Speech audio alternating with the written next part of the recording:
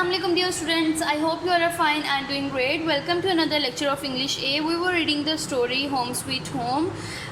We are doing the exercise. So our today's part is part B, working with words. Question number 1 is use these words and phrases in sentences of your own. First one is being obedient. If you are being obedient to your elders, they would always be pleased. The second one is irritable. The baby gets irritable when woken up at night.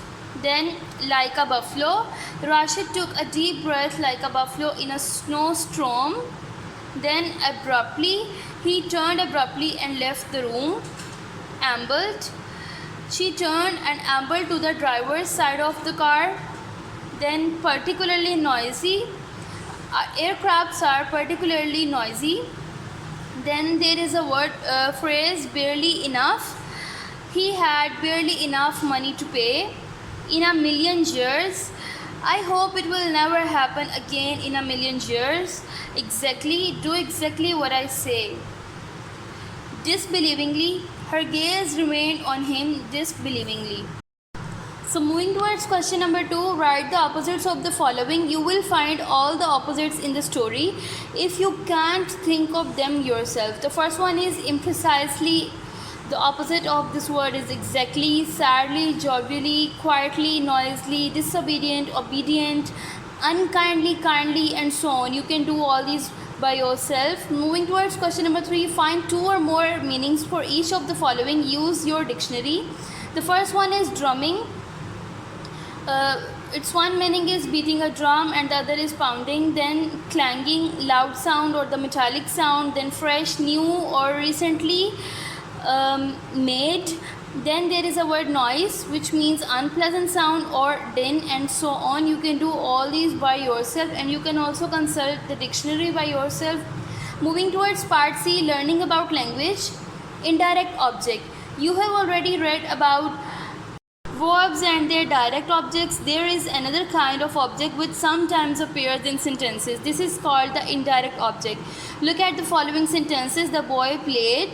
The boy played a tune. A boy played us a tune. So in A, in the first sentence, the verb is played. The boy played. Played is the verb, but we do not know what the boy played. So there is no object. In sentence B, the boy played a tune. A tune is the direct object of the verb played. So in sentence C, the direct object is a tune, but we have another word which is also affected by the word played. In the sentence, the word us is the indirect object. To find out which is the indirect object in a sentence, we can put to or for or another preposition before the word. If the sentence still makes sense, then the object is indirect. For example, the shopkeeper sold him a pencil. Subject, the shopkeeper. Verb, sold. Objects, him, a pencil. So there are 2 objects. Which is the direct and which is the indirect object in this sentence?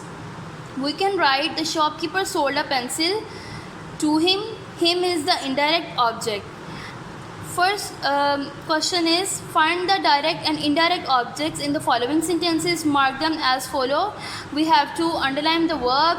We have to put 2 lines under the direct object and we have to circle the indirect objects in the upcoming activity. So in the sentence number 1, Sami told us a story last night. So here I have underlined the told because it's a verb. Us is the indirect object. I have encircled it, and the story is double underlined, so that's the direct object. My uncle sent me a calendar for Christmas. Sent verb, me, indirect object, calendar. I have double underlined it, it's the direct object, and so on. You can do all these sentences by your own. Moving towards adverbs. Just as adjectives describe nouns, adverbs describe or tell us something more about the meaning of verbs. There are several kinds of adverbs. Read the following sentences. The man walked carefully into the room. The man walked there. The man walked immediately to the police station. In these sentences, the verb walked tell us what the man did. In each sentence, the word after the verb is an adverb. It tells us how the man walked carefully, here where he walked there, and when he walked immediately. The adverb in each sentence adds to the meaning of the verb. It makes the verb more definite. There are various kinds of adverbs, most of them but not all, and in the letters ly. So the first one is adverbs of time: now, late, then, before, today, always, yesterday. Adverbs of manner: well, badly, quickly, intelligently, politely, carelessly. Adverbs of place: here, there, above, below, under, far, near. Adverbs of frequency: always, never, sometimes, rarely.